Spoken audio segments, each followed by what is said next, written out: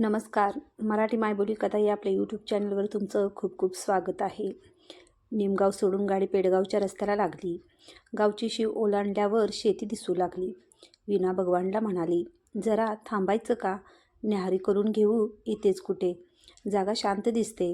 भगवाननं त्रासिक नजर इकडे तिकडे फिरवली आणि ड्रायव्हर बाबूरावांना फरमावलं, काका घ्या त्या वडाच्या झाडाच्या सावलीत आणि तिकडे मोठीची विहीर दिसते आहे, जरा गाडीवर पाणी मारून आणा, तोवर आम्ही इथे खाऊन घेतो. अरे पण त्यांनाही खायचे असेल ना, तिकडे खातील. गाडी वडाच्या सावलीला थांबली. धुळा बसायच्या आत बाबूराव उतरले. डिकीतून चटई काढली. जरा बरी जागा पाहून अंथरली. भगवान आळोखे पिळोखे देत उतरला. जवळून वाहणाऱ्या पाटात हात बुडवून तोंडावर पाणी मारले आणि खिशातून सिगारेटचे पाकीट काढले. वीणानं उतरण्यापूर्वी जवळचा रुमाल तोंडावरून फिरवला अन केस थापटून जागच्या जागी बसवले. पण पाटाचं पाणी पाहून एक थंडगार शिपकारा तोंडावर मारल्या विना तिला राहवलं नाही. तोवर बाबूरावांनी मागच्या सीटावरून न्याहारीची बास्केट उतरवली होती. पाण्याचा फिरकीचा तांब्या काढून ठेवला होता. पुण्याहून निघून आता 2 तासाच्या वर वेळ झाला होता. ऊन फार वरती आली नसली तरी जाणवण्या इतपत उकाडा होता. साहेब, गाडी धुवून आणतो, बाबूराव म्हणाले. लक्ष न देता भगवान म्हणाला.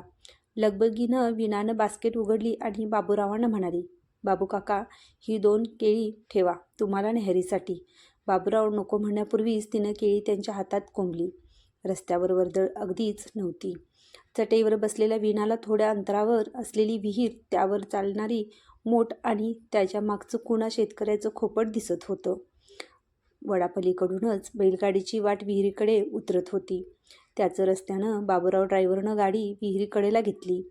जेवणापर्यंत पुण्याला पोहोचण्याची खात्री होती. त्यामुळे 4 केळी, ब्रेड, लोणी, थोडा भाजक्या पोह्यांचा चिवडा आणि उकडलेल्या शेंगा असा मोजकाच खाऊ तिनं बरोबर घेतला होता. पेडगावला तर जाऊन यायचं होतं. सिगारेट संपवून परत आलेल्या भगवाननं बसतानाच एक सँडविच उचललं. चहाचा थर्मास घ्यायला काय झालं होतं तो करवादला. वीणा काहीच बोलली नाही. एका वर्तमानपत्राच्या कागदात तिनं चिवडा काढून घेतला. सहजच ती बोलून गेली. श्यामला फार आवडायचा हा चिवडा. भगवानं एक कटाक्ष टाकला तिच्याकडे. आता येणार आहे तुमचा भाऊ? करा काय कौतुक करायची ती. त्याचा सूर ऐकून वीणा गप्पच राहिली. इतके दिवस हॉस्पिटलमध्ये राहून तशी त्याची भूक खवळली असेल. खायला काळ अन भगवानता कशाला दुष्ण देतोस त्याला? तुझं काय घोडं मारले त्यानं? वीणा जरा चिडूनच म्हणाली. भगवान यावर काहीच बोलला नाही. दोघंही जरा वेळ शांतच होते. वीणाचं खाऊन झालं. तिनं भगवानला विचारलं, केळ हवंय का? यावर भगवान मुद्दाम तिच्याकडे बघत म्हणाला, नको, राहू दे तुझ्या श्याम भाऊसाठी. वीणानं बोलता उठली. पाण्यात हात धुवून आली. लांबवर बाबूराव गाडीवर पाणी मारताना दिसत होते. तुझा श्यामवर एवढा राग का आहे? मला खरंच कळत नाही. तुझ्या बापांचं काय वाकडं केले तुमचं त्यानं, संतपणे वीणा बोलत होती. नसेल तो नुस्तुऱ्याच्या घराण्याला साजेल असा, नसेल तो घराण्याच्या वकिली परंपरेला लायक राहिला, पण एवढा काही जडबुद्धी नाही आहे तो. अजूनही हातात सुंदर कला आहे त्याच्या. निर्बुद्ध नाही तो. अगं, मंदमती झाला आहे. आजच्या जगात काय किंमत आहे त्याची? 2 वेळचं कमवून खायची अक्कल राहिली आहे का त्याला? तिचं बोलणं तोडत भगवान म्हणाला, नसे नाका, पण एवढं चांगलं घर आहे, श्रीमंत वडील आहेत, तुझ्यासारखा कर्तबगार भाऊ आहे, तुमच्या आधारानं जगेल तो. वीणा, तुझं लग्नाचं काही खरं नाही आणि आता हा नवा भार आम्हाला आयुष्यभर वागवावा लागणार. काही विचार केलास त्याचा? भावाचा, बहिणीचा भार वाटायला लागला तुला आता? वीणाच्या आवाजात एक हताश खिन्नता होती. वीणा, हे बघ, मी काय म्हणतोय ते तुला चांगलं माहीत आहे. एक हुशार मुलगा कुठल्या तरी मुलीच्या नादी काय लागतो आणि प्रेमभंगाचा फालतू कारणापायी असा वेडगळ होतो. कसा विश्वास ठेवायचा या गोष्टीवर? भगवंता, पण हे घडलंय खरं ना? काय खरं अन काय खोटं या त्याच्या वागण्याचा अर्थच लागत नाही. बघ, प्रेमभंग आणि त्यापायी हा सगळं गमावून बसलाय आता. मी म्हणतो 1 महिना 1 वर्ष तुम्ही करा न शोक अन काय, पण 3 वर्ष गुरु झाले, बाबा झाले, स्वामी झाले, अंगारे धुपारे ते झाले, देवदेवस्की तीही झाली. आईनं उपासतापास केले, बाबांनी तीर्थयात्रा केली, आता हॉस्पिटलमध्ये ठेवलाय, तेही काही उपयोगच नाही. नाही, डॉक्टरी उपाय करूनही जर उत्तर मिळत नसेल ना, तर नाटक आहेत ही सगळी. बसून खायचं त्याला झालं. भगवानचा आवाज चढला होता. भगवान, अरे तू आणि बाबा का एवढा उतावळेपणा करताय? जरा दम काढा, होईल तो बरा. आणि आता हा आईचा बावळटपणा. म्हणे लग्न करून द्या त्याचं, तर तो बरा होईल. पत्रिकेत आहे म्हणे. खुळचटपणा सगळा. का एका मुलीला खड्ड्यात लोटायला सगळे तयार झाले आहेत, माहीत नाही? भगवानच्या बोलण्यात एक हताश सूर होता. वीणा काही बोलणार तोच बाबूराव गाडी घेऊन येताना दिसले. ती साडी झटकत उभी राहिली. विषय अर्धवटच राहिला. पुण्याच्या बाबासाहेब निस्तुरे वकिलांची ही मुलं. वीणा सगळ्यात मोठी आणि भगवान दुसऱ्या क्रमांकाचा. श्याम ज्याच्याविषयी सगळी चर्चा चालली होती ते शेंडीफळ. वकील साहेबांचा दरारा मोठा, पसारा मोठा, वडिलोपार्जित वकिलांचा व्यवसाय. सुप्रीम कोर्टात नाव गाजवलेले वकील. बाबासाहेबांच्या वडिलांनी ब्रिटिशांच्या जमान्यात स्वातंत्र्य सैनिकांचे खटले विनामूल्य लढवलेले, अशी परंपरा. आता स्वातंत्र्यानंतर बाबासाहेबांची नवउद्योजकांचे कैवारी अशी ख्याती होती. पैशाला कमी नाही, मानमरात कुठेच कमी नाही. सोन्यासारखी मुलं. असं असताना ही माशी शिंकली होती. हातातोंडाशी आलेला, नुकतंच नाव काढू पाहणारा मुलगा अचानक हाताबाहेर गेला होता. बाबूरावांनी भली मोठी बुक गाडीसमोर आणून लावली. नुकतीच धुतल्यामुळे तिचा काळा रंग सकाळच्या उन्हात चमकत होता. बाबासाहेबांच्या तोलामोलाला साजेशी गाडी होती. बाबूराव गाडीचे 25 वर्षे विश्वासू चालक होते. ही सगळी मुलं त्यांच्यासमोर लहानाची मोठी झाली होती. उतरून त्यांनी सामान गाडीत चढवलं. भगवाननं चटई गुंडाळी आणि गाडीत टाकली. त्याचा चेहरा आता उतरला होता, विचारमग्न झाला होता. गाडी पेडगावच्या रस्त्याला लागली. मागे वळून भगवान वीणाशी बोलायला लागला. खरं तर मी वकील. बुद्धीचा कस काढून समोरच्याचं विधान खोडून काढायचं, हे माझं तत्त्व. कधी सरशी तर कधी पडशी. मनाला लावून घ्यायचं नाही, हे महत्त्वाचं. आज जो आपला प्रतिपक्ष असतो तो आपला अशील होईल हे गृहीत धरून वागायचं.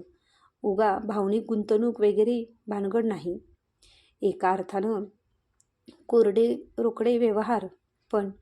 पण या श्यामचं वागणं मला सलतंय, जिवारी लागते. कुठेतरी खोलवर वाटते की तो नाटक करतोय. त्याचं ते बरळणं, ती मेलेली नजर, हे सगळं खूप भीषण आहे ग. हे कसलं आलंय प्रेम, अन कसला बोडख्याचा भंग. वीणा खिडकीतून बाहेर बघत होती. तिच्या डोक्यात विचार चालले होते. श्यामच्या वागण्याचा थांग लागत नाही, हे खरं. कसा काय इतका परिणाम होऊ शकतो प्रेमात नकार मिळण्याचा एखाद्यावर? पण आपल्या सगळ्या भावंडात श्याम वेगळा. प्रत्येक सणाला रांगोळी काढायची तर कुणी श्यामनं, फुलांची आरास करायची तर कुणी श्यामनं, खेळायला जाण्याऐवजी माणसांची चित्र काढणं हा त्याचा आवडता छंद. तसा हुशार, हां म्हणता वकील झाला. पण तो त्याचा पिंड होता का कुणास ठाऊक. कुठल्याशा अशिलाशा नातेवाईक मुलीत गुंतला आणि धडपडला. कोलमडलाच खरं तर. भगवान म्हणतो नाते खरं आहे, हे वर्तन अतर्क्य आहे. पण प्रेमाला तर्काच्या कोष्टकात बसवायचेच का? आता माझंच घ्या. भगवान परत बोलू लागला. सुधारणा होणं कठीण नाही म्हणतात न डॉक्टर, तर दाखवा म्हणावं. आणि मी म्हणतो ते ऐकून वाईट वाटेल तुला, पण एक सांग मला, या अशा अवस्थेत किती काळ जगणार श्याम? 1 वर्ष, 10 वर्ष, 40? 2 वेळा जेवायला घालायचं काय म्हणतेस? आज आपल्या घरी कितीतरी विद्यार्थी वारावर जेवतात. कधी काही म्हणतो मी, कारण त्यांना भवितव्य आहे. त्यांच्या हातून काहीतरी घडणार आहे किंवा घडू शकेल. पण बोलवत नाही ग आपल्याच भावाविषयी असं. पण बोलल्याशिवाय राहवतही नाही. शेंदूरपासून एखाद्या दगडाचा म्हसोबा तरी करता येतो. याला एवढं तरी करता येणार आहे का? एका उदबत्तीचा तरी लायक होणार का हा? भगवान ताडताड बोलत होता. त्याच्या मनाला जणू बुद्धीनं चिनलं होतं. भावनेचा लवलेश त्याच्या विधानात नव्हता. वीणा अजूनही बाहेरच बघत होती. माझंच घ्या. पद्मनाभ नाही म्हणाला आणि मनाचा कुंभच जणू जळून गेला. कुणी प्रेमभंगानं वेडं होतं तर कोणी दगड झालाय माझ्या मनाचा. आता शाळा मास्तरीण म्हणून आयुष्य काढायचं, वरवर हसायचं, पण आता कुडतं जगायचं. काय राहिलं आहे तरी माझ्या आयुष्यात?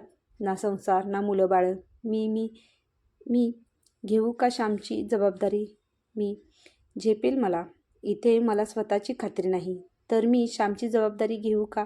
कशी घेऊ? या विचाराने वीणा बावचळली, अस्वस्थ झाली. नाही म्हटलं तरी श्यामवर जीव होता तिचा. दोघांमध्ये 6-7 वर्षाचं अंतर होतं. ताई ताई करत मागे मागे धावणारा श्याम तिला आठवत होता. परीक्षेत बक्षीस मिळाल्यावर धावत आधी तिला येऊन सांगणारा श्याम. तिची अनेक पोरटेस्ट काढणारा श्याम. समुद्राकाठी मावळणाऱ्या सूर्यबिंबात हरवून गेलेला श्याम. किती रूपं, किती आठवणी. भगवान पुन्हा बोलू लागला. आता तुझ्याच कडे बघ. चांगली युनिव्हर्सिटी प्लेयर तू, डबल ग्रॅज्युएट, पण भर तारुण्यात तू पांढऱ्या साड्या नेसतेस, शाळा मास्तरीचा पेशा पत्करला आहेस, विधवेसारखं राहतेस, वागतेस का? सगळे विचार करून थकले. आईबाबांनी तर तुझ्यासमोर डोकं फोडायचं फक्त बाकी ठेवले, पण तुला ढिम्म फरक नाही. तुझाही प्रेमभंग झालाय अशी आम्ही सर्वांनी समजूत करून घेतली आहे. तेवढंच मनाचे समाधान. पण तू दिवाभितासारखी 4 भिंतीत कोंडून नाही पडलीस, तर तू कार्यकर्ती झालीस, एक शिक्षिका झालीस, म्हणून तुझ्याविषयी आदर वाटतो. पण या श्यामविषयी का वाटावा? अगदी बुद्धया तरी का वाटावी? जर त्याच्याकडे जगाला देण्यासारखं काही उरलं नसेल तर त्यानं या जगातलं का घ्यावं? वीणा अक्षरशः ओरडलीच. भगवान, गप्प हो आता. बाबू काका किती वेळ लागेल आणि आणखी तिथे पोचायला? वीणानं काही वेळानं विचारलं. ताई, येईलच आता. गाव समोरच आहे, बाबूराव म्हणाले. जरा कचरतच ते पुढे बोलत राहिले. भगवंता राजा, मी बोलू का थोडं? नाही म्हणजे मी तुमच्या जन्मापासून तुम्हाला बघतोय. या खांद्यावर खेळलात तुम्हीच समजे. बाबासाहेबांची चाकरी करण्यात हयात गेली. त्यांचे उपकार मानावेत तेवढे कमी आहेत. पण भगवंता, श्यामला एवढं तोडून नको रे टाकू राजा. आमच्या घरी आता आईदादा आहे ती. म्हातारीचे आयुष्यभर चुलू फुकून फुकून डोळं गेली. दादांना वयाप्रमाणे जागचं उठवत नाही. मग तुझ्या मतानं आम्ही त्यांना काशील सोडून यायचं का? असं नसतं राजा. काका खरं आहे तुम्ही म्हणता ते. पण तुमच्या आईदादांनी आयुष्यभर खस्ता खाल्ल्यानं तुमच्यासाठी, नातवंडासाठी. आता होतं नाही तर ते उपकार स्मरायचे. काका राजा, तेच म्हणतोय मी. श्यामभाऊंच्या उपकाराचा हिशोब कोण करणार? ते देवाघरचे हिशेब. आपण देवानं फकस्त समोर मांडायलंय ते निभवायचं असतं. पेडगावच्या मनोरुग्णालयासमोर गाडी उभी राहिली होती. वीणाला भगवान म्हणाला, चला पोचलो एकदाचे. आणतो आता बांधून तुमच्या लाडक्या शामरावांना. फार प्रेम उतूच चाललंय तुमचं. चला घरी घेऊन आणि करा त्याचं कल्याण. गाडीतून उतरून दोघंही दगडी पायऱ्या चढून आत गेले.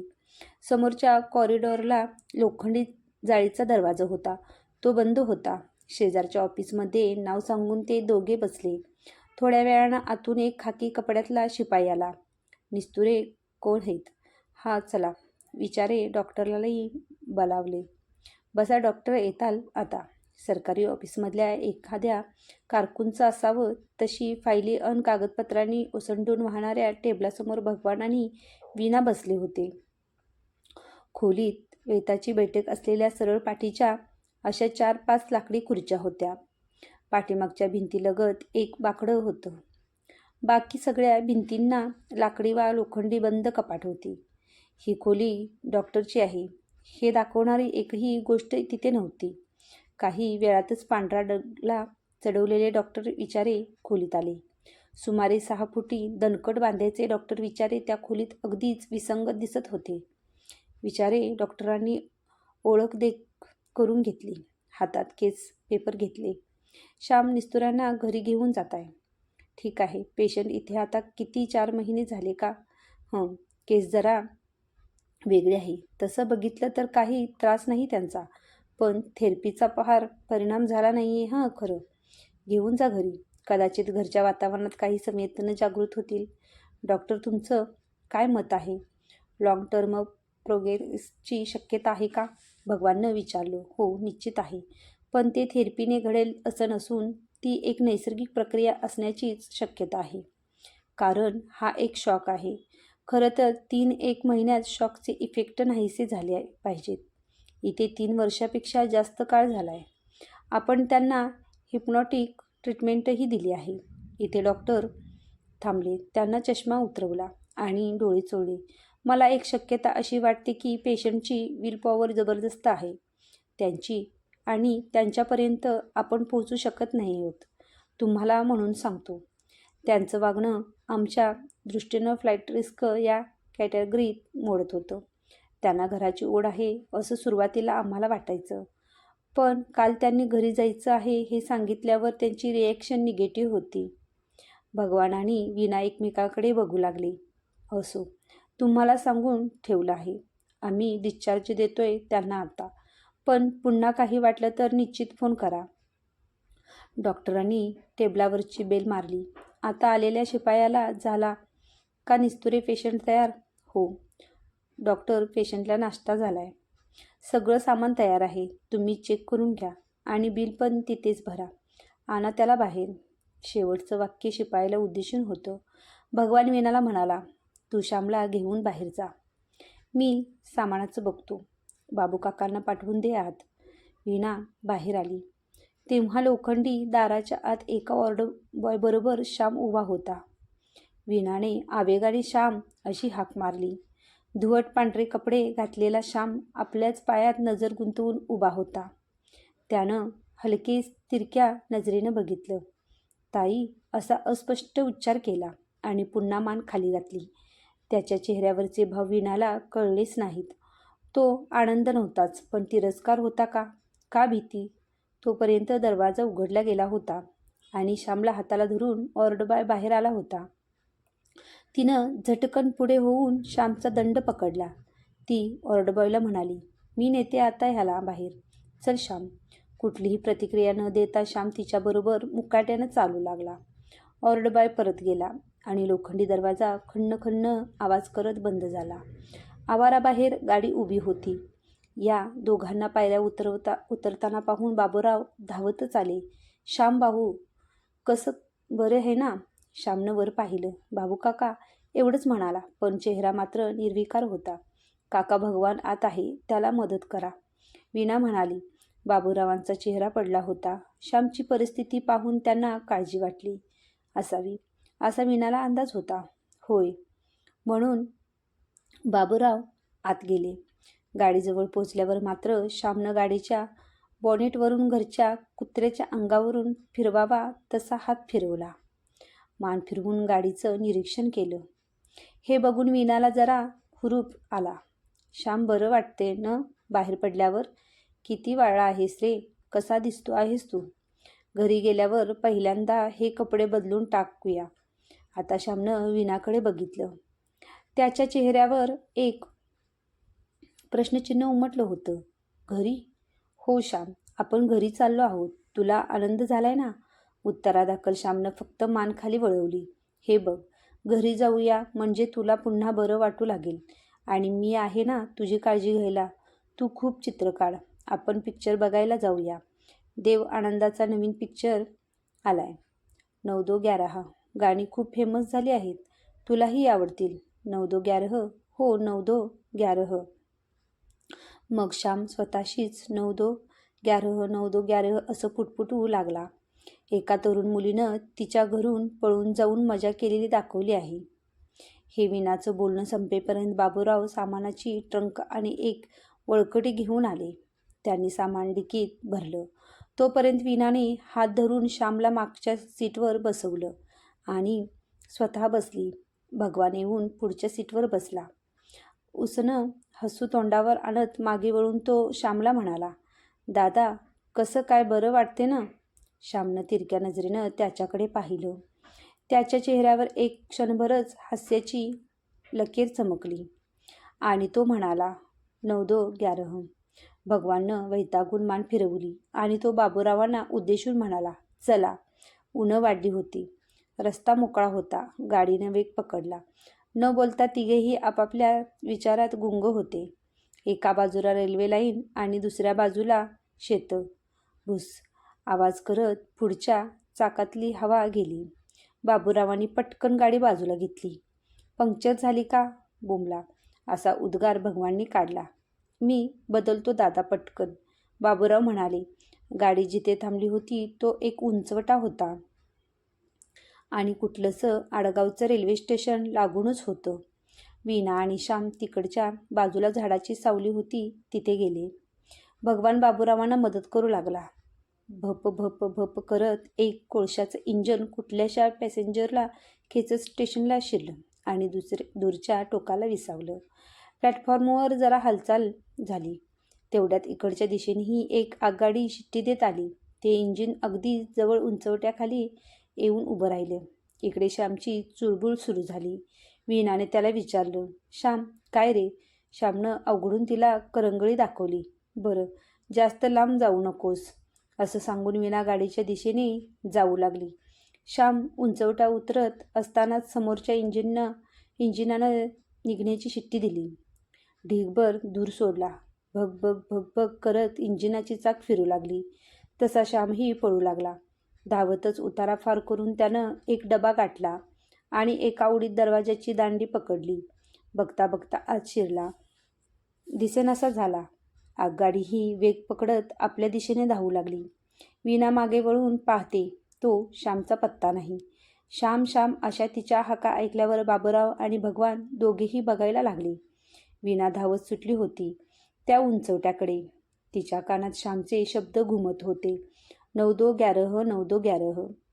ही माझी कथा तुम्हाला कशी वाटली हे मला कमेंटमध्ये नक्की सांगा आणि माझे चॅनल लाईक करा, शेअर करा, सबस्क्राईब करा. धन्यवाद.